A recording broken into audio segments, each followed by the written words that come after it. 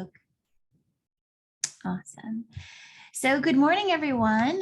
Thank y'all so much for taking the time to come out and join us today for this session about the MCHAT-RF. My name is Dr. Teresa Northington, and I am the Developmental Screening Coordinator here at the Bureau of Family Health, and I will be your speaker this morning for our session.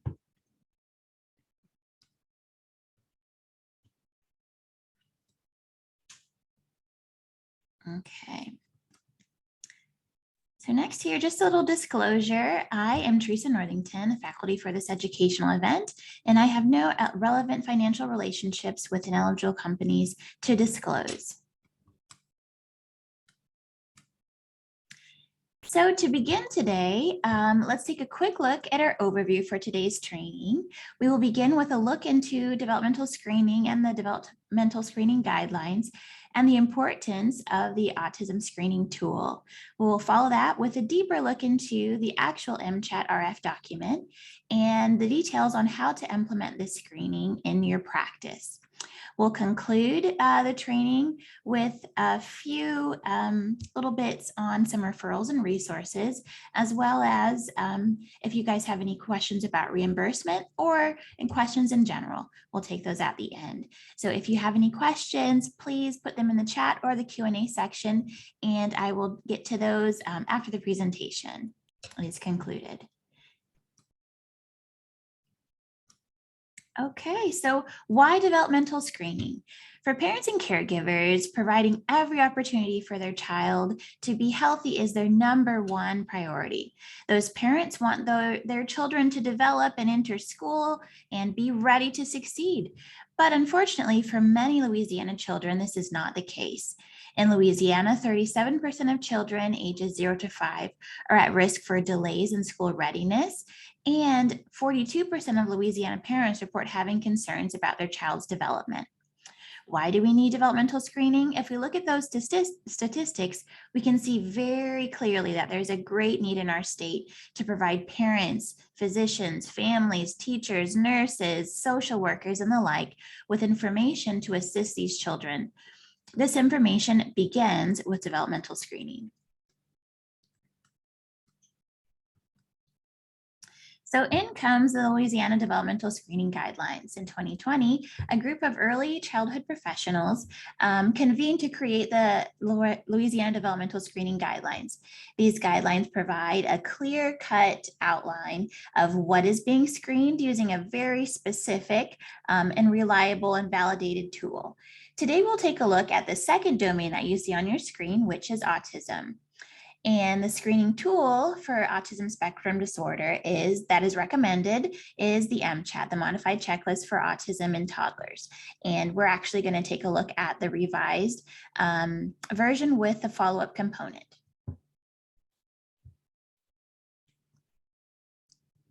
In addition to just the other slide that had the guidelines and the domains and the tools, the Louisiana Developmental Screening Guidelines also provides a periodicity schedule.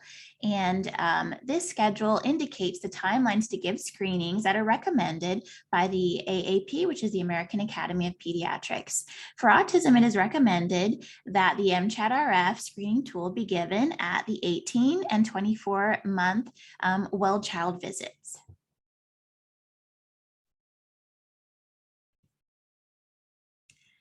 So why screen for ASD?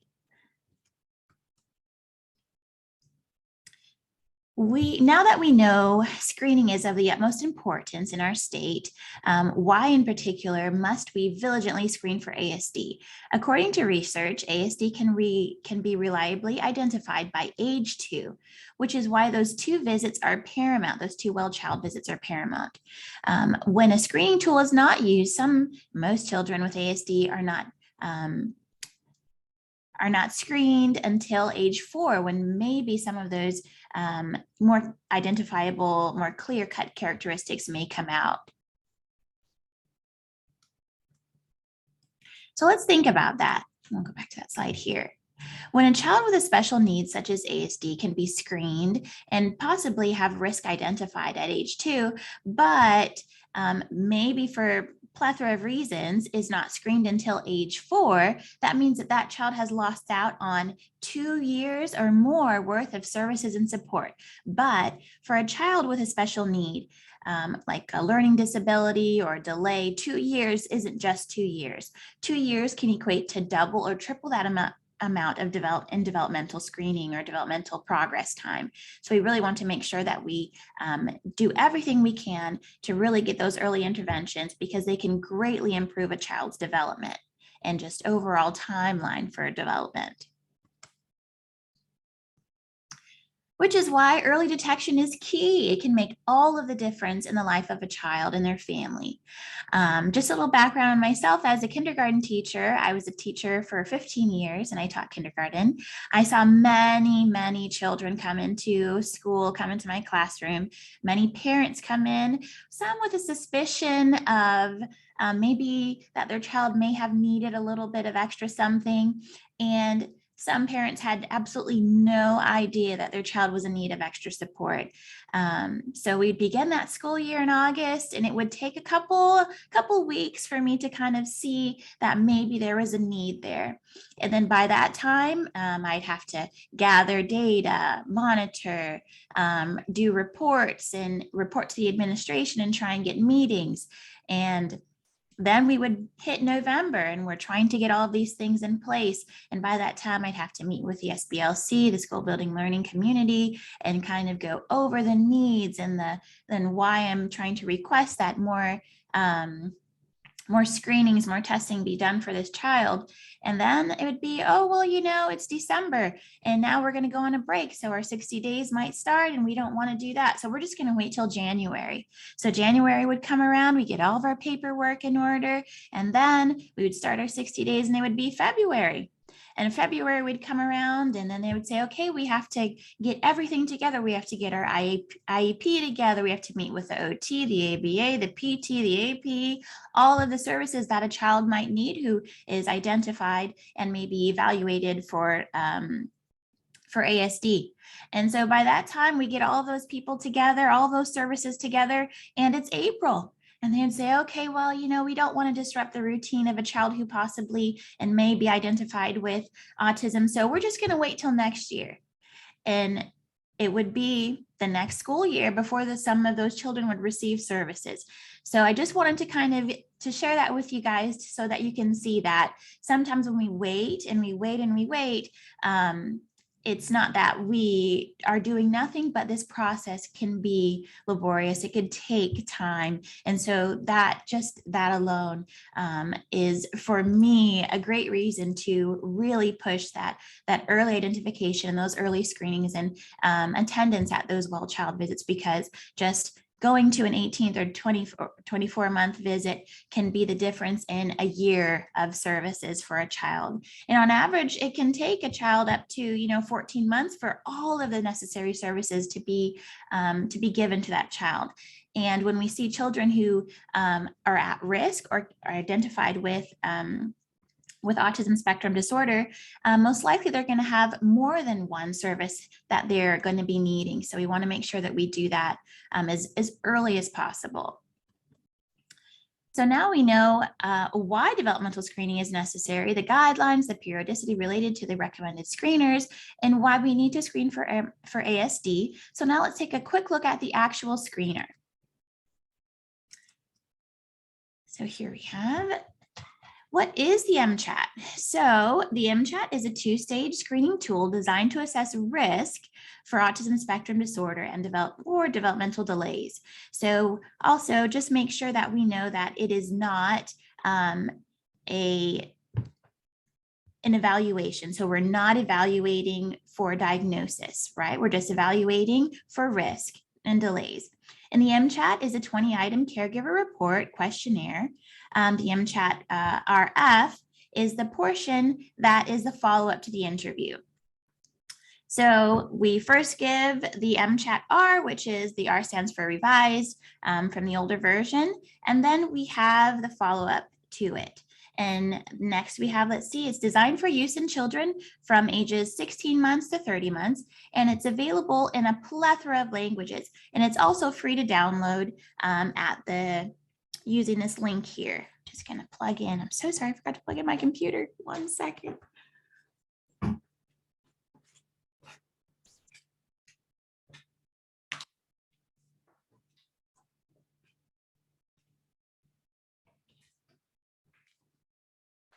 Okay. There we go.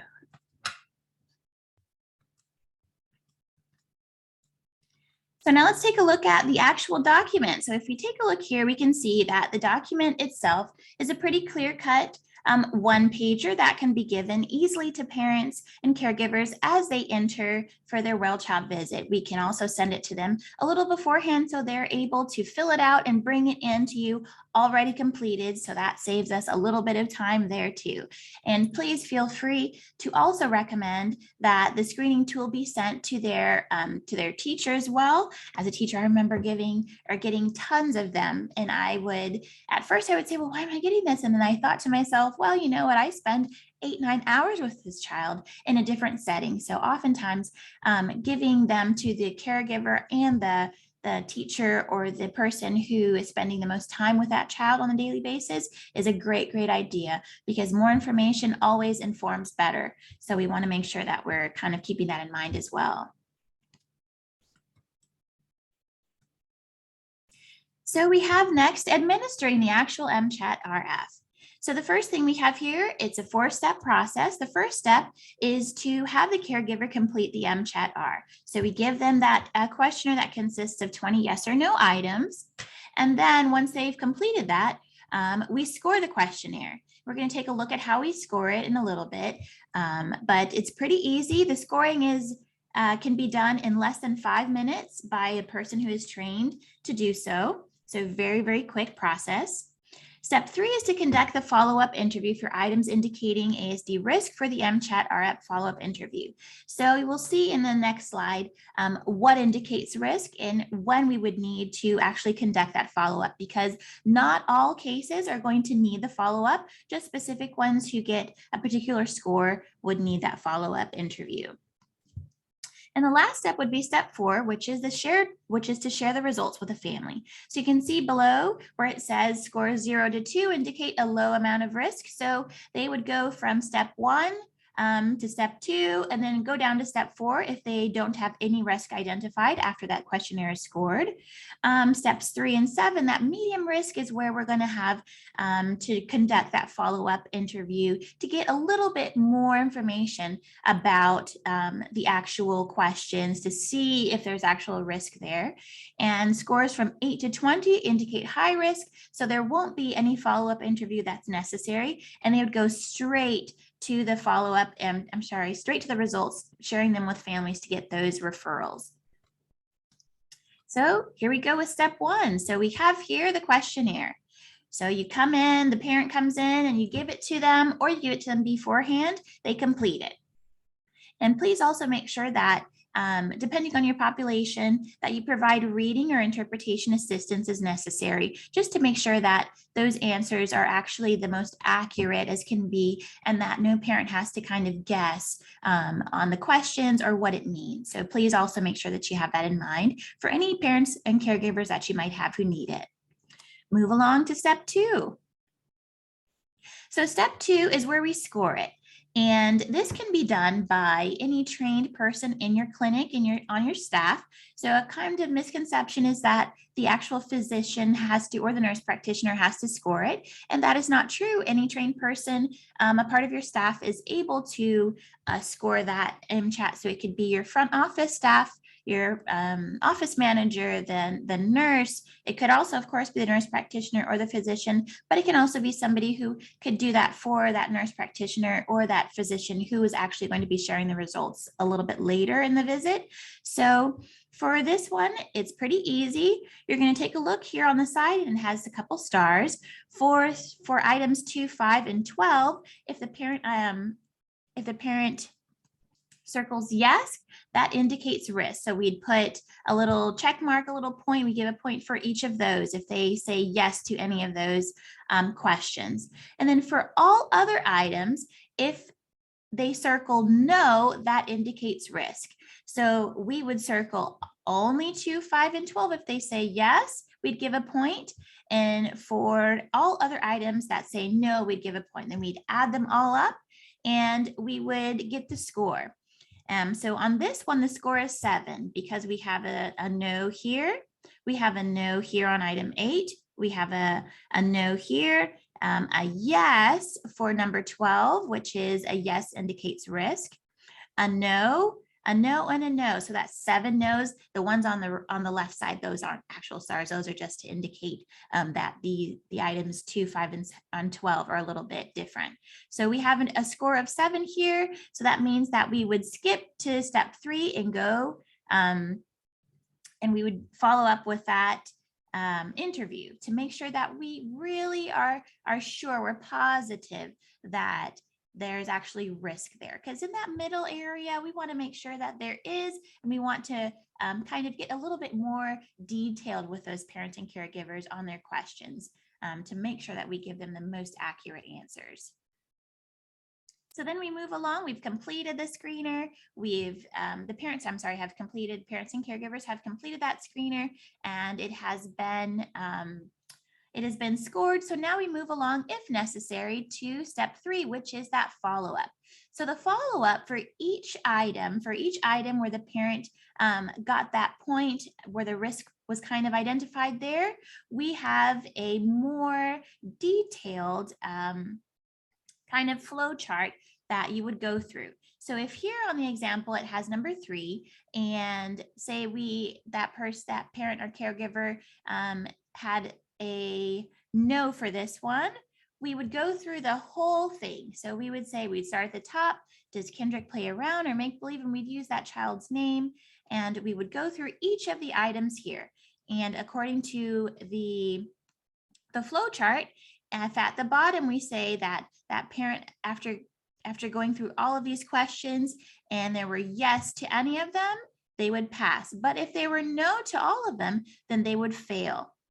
And if a parent fails 3 or more of these follow-up questions, that means that their risk has been identified and they would need to continue on to those referrals and resources. So for each one of the questions on the MCHAT, there is one of these more detailed flow chart questionnaire examples, and you would go through each of these for each one that they have a yes or a no according to their initial one. And if parents respond maybe, please ask them whether it's most often yes or most often no, because sometimes that can get them a little bit off track. So we want to make sure that we still probe them a little bit more to make sure we can get those responses. So after we have done the follow-up, if needed, then we move along to step 4. And step 4 is where we share the results with a family. So if a total score is 0 to 2, that means that there's low risk for ASD and no further action is required. So you go through it, you score it, and you say, oh, okay, only a 1 or a 0 or a 2, you go straight and share those results with that family and you say you're all good. No risk identified there. But if the total score is greater than 3, after the follow-up interview, if it was necessary as well, then that child should be referred. And the referral comes with, it could be for a diagnostic evaluation, or it could just be to see if eligibility for evaluation for early intervention services can happen there. So referrals will happen after the results are shared. So that physician or that nurse practitioner will take that information and go back into the room with the parents, the family, the caregivers, and they will explain the results and how they came about. And then they will be kind of passed off to the front office, where they'll be able to give them a little bit more information on where they can find the best referrals, the best agencies to assist their child, depending on the region and what's available for them. So that's very important that front office staff has the most accurate and the most up-to-date information to provide to those families as well. And also to make sure that after those results and those referrals and that information is given to parents, that they also go in and they set up kind of like a follow-up call, just to make sure that those families were actually, they were reached out to, or they themselves went to go and find out more information about the services and the referrals and all of that that are available to them. So this whole process from start to finish can definitely be implemented, and can just be woven into your current practices and routines. And as the developmental screening coordinator here, I'm also here to provide assistance, technical assistance, training, and to help ensure that your practice in clinic, school site has all of the tools necessary to carry out these screenings at well child visits. So whether it's that you know right off, how you can do it and how you can implement this screening tool into your practice straight away, perfect. But if you say, excuse me, that you might need a little bit of assistance, I'm here to help. So if you feel that you want some assistance in that, please email me or shoot me an email at either of these email addresses. I am here to help your practice, your school site, your clinic with whatever it is that I can. We truly understand how valuable your time is, and with shortages in personnel and just the plethora of barriers and obstacles that you might have to overcome to implement this screening tool in your practice, I know it's going to be hard, but as a result, you might just save a child and their family from years of struggle and lack of resources. So your work is definitely going to be helpful, and it is needed. And as a former teacher and developmental screener now, I truly appreciate it, and am happy to see the progress and the help, and happy to really assist in anything that I can. So now, if you have any questions, please put them in the chat or the Q&A section, and I'll take a look right now to see if there are any. Oh, and just to also mention that we kind of went through it pretty quickly today, but on July 13th at 1 p.m., I'm going to be holding another webinar to have a little bit more practice with the actual MCHAT. So on that day, we'll go through some practice scenarios, practice MCHATs. We'll go through the scoring. We'll make sure that everybody on the call feels comfortable with the whole process, scoring from start to finish, using those follow-up documents, and also sharing results. So if you're a physician or you're a nurse practitioner on this call, and you say, you know what, I understand it, but I would like for my front office staff or my nurses to really become familiar with this screening tool, please have them come on that day. I'll be sending out the link for it after our call today, to make sure that everybody in your practice is the most prepared and feels the most comfortable with the screening tool, to be able to score it, to present it, to answer questions about it in your practice. So let's see if we have any questions here. I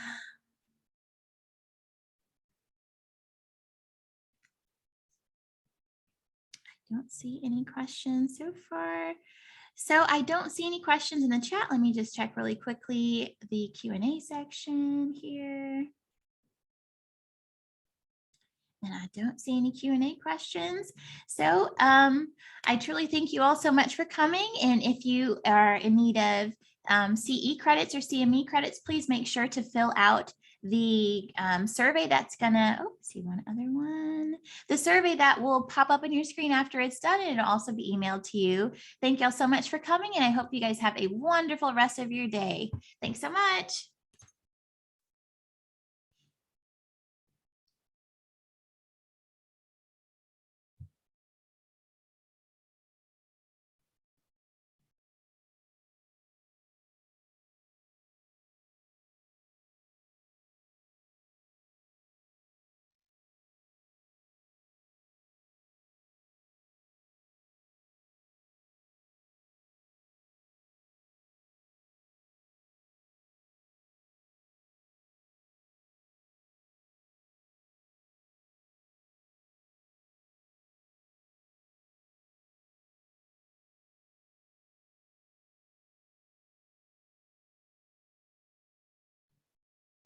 The survey should pop up at the end, but if it doesn't, it's also going to be in the follow-up email that will be sent to you after I end the webinar for today.